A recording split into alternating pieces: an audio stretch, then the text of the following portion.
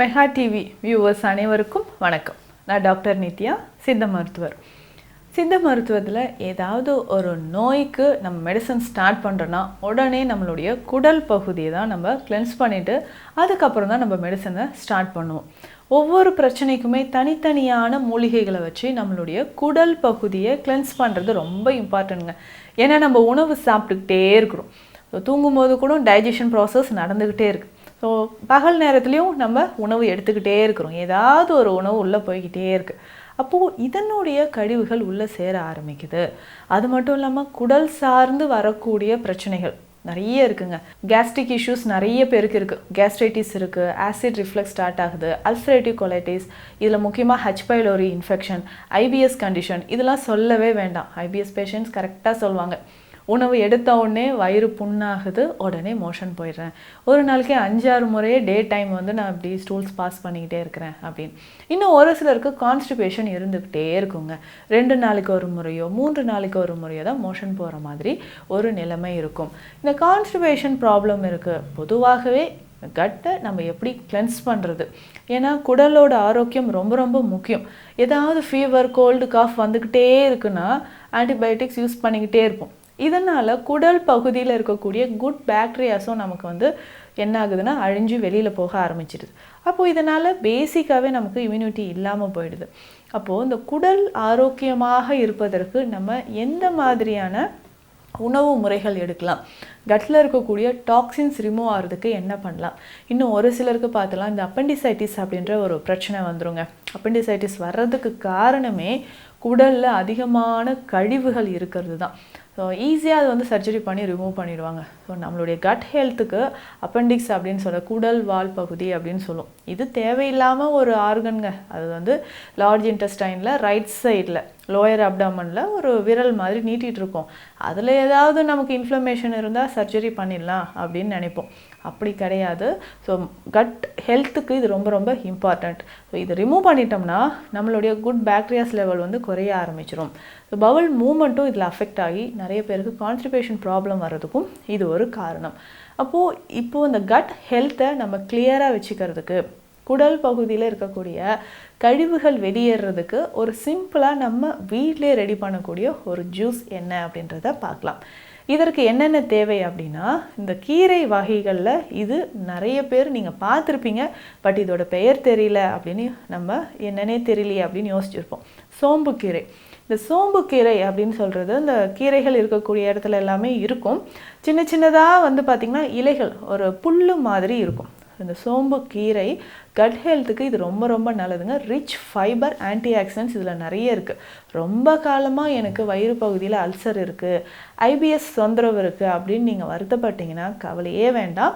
இந்த ஜூஸ் குடிக்கிறது மூலயமாக கட் ஹெல்த்துக்கு இது ரொம்ப ரொம்ப நல்லது. அப்சார்ப்ஷன் கரெக்டாக இருக்கும். ஃபுட்டெல்லாம் நான் கரெக்டாக சாப்பிட்றேன், டயட் நான் கரெக்டாக மெயின்டைன் பண்ணுறேன், இருந்தாலும் எனக்கு வெயிட் லாஸ் ஆகலை, இல்லை வெயிட் கெயினுக்கான ஃபுட் எல்லாமே நான் கரெக்டாக சாப்பிட்றேன், இருந்தாலும் எனக்கு வெயிட் கெயினும் ஆகலை அப்படின்னு சொன்னால் அப்சார்ப்ஷன் கரெக்டாக இல்லைன்னு தாங்க அர்த்தம். அதுக்கு இந்த சோம்பு கீரை ரொம்ப ரொம்ப யூஸ்ஃபுல்லாக இருக்கும். இதை யூஸ் பண்ணி தான் நம்ம கடையில் சாப்பிடுவாங்க, சூப்லாம் வச்சு குடிப்பாங்க. இதை யூஸ் பண்ணி ஜூஸ் நம்ம குடிக்கும்பொழுது கரெக்டாக ஒரு 21 டேஸ் நம்ம ஃபாலோ பண்ணாலே கட்டில் இருக்கக்கூடிய டாக்ஸின்ஸ் ரிமூவ் ஆக ஆரம்பிச்சிடும், மலச்சிக்கல் இல்லாமல் இருக்கும். சரி, அப்படி நம்ம கட் ஹெல்த்துக்கு யூஸ் பண்ணக்கூடிய இந்த சோம்பு கீரையை நம்ம எப்படி ஜூஸாக ரெடி பண்ணலான்றதை பார்க்கலாம். சின்னதாக ஒரு சின்ன பீஸ் அளவுக்கு பீட்ரூட் எடுத்துக்கோங்க. 2 கைப்பிடி அளவு சோம்பு கீரையை எடுத்துக்கோங்க.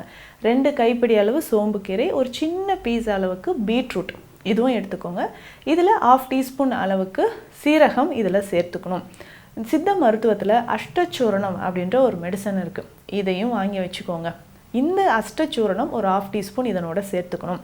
எதுக்காக அப்படின்னு பார்த்தோம்னா, நம்ம உடலில் இருக்கக்கூடிய கழிவுகள் வெளியேறவும், ஜீரணம் சம்மந்தப்பட்ட பிரச்சனைகள் இருக்குன்னா, இன்டைஜஷன் இருக்குது அப்படின்னு சொன்னாலும் அஷ்டச்சூர்ணம் ஒரு பெஸ்ட் மெடிசன். இதை ஜூஸோடு சேர்த்து சாப்பிடும்பொழுது உங்களுக்கு இன்னும் கூடுதல் பலன் கிடைக்குது அப்படின்னே சொல்லலாம். ஸோ இப்போ இந்த இன்க்ரீடியன்ட் எல்லாமே ஒன்று சேர்த்து நம்ம ஜூஸாக ரெடி பண்ணி ஃபில்ட்ரு பண்ணிடணும். ஃபில்ட்ரு பண்ணதுக்கப்புறம் இதில் அஷ்டச்சூர்ணம் 1/2 டீஸ்பூன் சேர்த்துக்கோங்க. டெய்லி ரெகுலராக காலையில் எம்டி ஸ்டொமக்கில் இதை தாராளமாக குடிக்கலாம். ஸோ ஸோ அசிடிட்டி இருக்குது, கேஸ்ட்ரைட்டிஸ் இருக்குது, தாராளமாக குடிக்கலாம். ஏன்னா அதை நம்ம போக்குவதற்கு தான் இந்த ஜூஸை நம்ம குடிக்கிறோம்.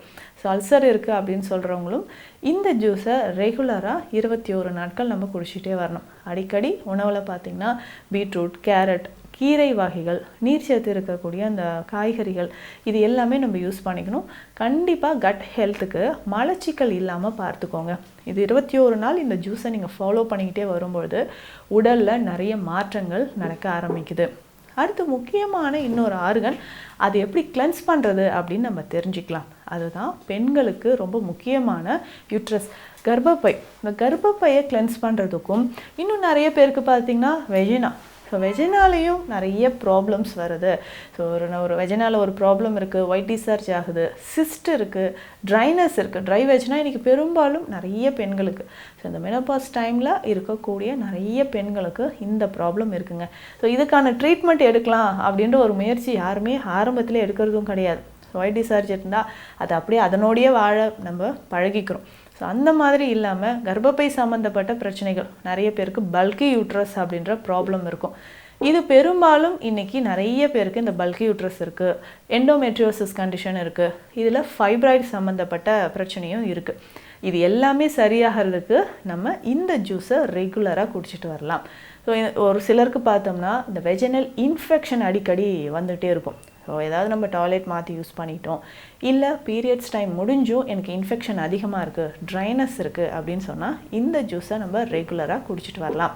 ஸோ என்னென்ன கண்டிஷன், இப்போ இன்ஃபெக்ஷன் இருந்தாலும் சரி, ஃபைப்ராய்டு யூட்ரஸ் இருந்தாலும் சரி, யூட்ரஸ்க்கு முக்கியமான ஒரு மூலிகை அப்படின்னா கற்றாழை. ஸோ அதுக்கு மாற்று கருத்தே இல்லைன்னு சொல்லலாம். ஏன்னா சித்த மருத்துவத்தில் கற்றாழையை பயன்படுத்தி தான் நிறைய மருந்துகள் நம்ம செஞ்சிட்ருக்கோம். ஸோ குமரி அப்படின்னு சொல்லக்கூடியது தான் கற்றாழையோட இன்னொரு பெயர். இப்போ குமரி அப்படின்னு சொன்னால் பெண்களுக்கு ஏற்படக்கூடிய அனைத்து விதமான பிரச்சனைகளுக்கும் அது தீர்ப்பதற்கும் கற்றாழை ஒரு முக்கியமான மூலிகையாக பயன்படுது. இந்த கற்றாழை உள்ளே இருக்கக்கூடிய ஜெல் எடுத்துக்கோங்க, அந்த பல்ப் அப்படின்னு சொல்லுவோம். இது கற்றாழை சோறு அப்படின்னும் சொல்லுவாங்க. ஸோ இதை நல்லா ஒரு 6 to 7 டைம்ஸ் நல்லா வாஷ் பண்ணிக்கோங்க. வாஷ் பண்ணிவிட்டு இதை எடுத்துக்கணும். இதனோட பனங்கற்கண்டு இருக்குது பார்த்திங்களா, அது 1 ஸ்பூன் சேர்த்துக்கணும்.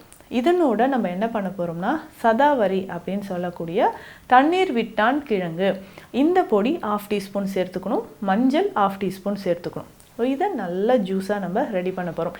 இனிப்பாகவும் இருக்கும், குடிக்கிறதுக்கும் இந்த சம்மர் டைமில் ஈஸியாகவும் இதை குடிச்சிடலாங்க.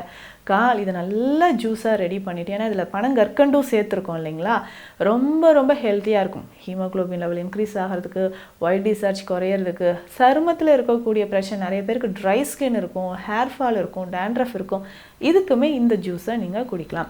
ஸோ பெண்களுக்கு கர்ப்பப்பையில் ஏற்படக்கூடிய பிரச்சனைகளுக்கு இந்த கற்றாழை ஜூஸ், இதனோட பனங்கற்கண்டு சேர்த்து, முக்கியமாக இந்த சதாவரி ஒரு 1/2 டீஸ்பூன் இதில் போட சொன்னேன்.